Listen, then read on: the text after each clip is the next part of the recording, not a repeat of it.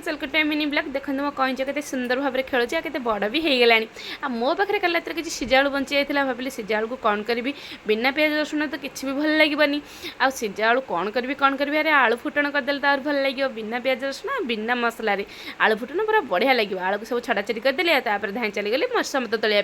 बल प्रयोग करके जी पारि से तोली धरी पलि आसली आते आलू पूरा तादेह जस्ट लुण पकईदेली दरदटिया भाव चकटा चकटी करदेली तादेह फुटन गरम पानी की ढालीदेली आ कड़े बसैकी तादेह सोरिष तेल पकईदे कारण सोरिष तेल भल बास्ना होता है तादेह शुखला लंका पकईदेली आ पंच फुटण पकईदेली आ ढेर सारा कंचा लंका पकईदेली राग राग लगे तादेह भूषण पत्र पकईदेली आ से गरम गरम आलू को आनिक ढालीदेली तापर आलू फुटीगला से किसी आंबुल दीटा पकईदेली आके भल भाव में फुटण देदेली आ टेस्ट अनुसार लुण पकईदेली आपर मो आलू फुटण पूरा परफेक्ट भाव में रेडी होगा तापर सागे सागे ताटिया को काढ़ी नहीं गली खायापी आपण मैंने एमती कार्तिक मास आलू फुटण कर खाते बिना मसला बिना प्याज बहुत भल लगे मो वीडियो जब भल लगे तो लाइक से सब्सक्राइब करूँ बाय बाय।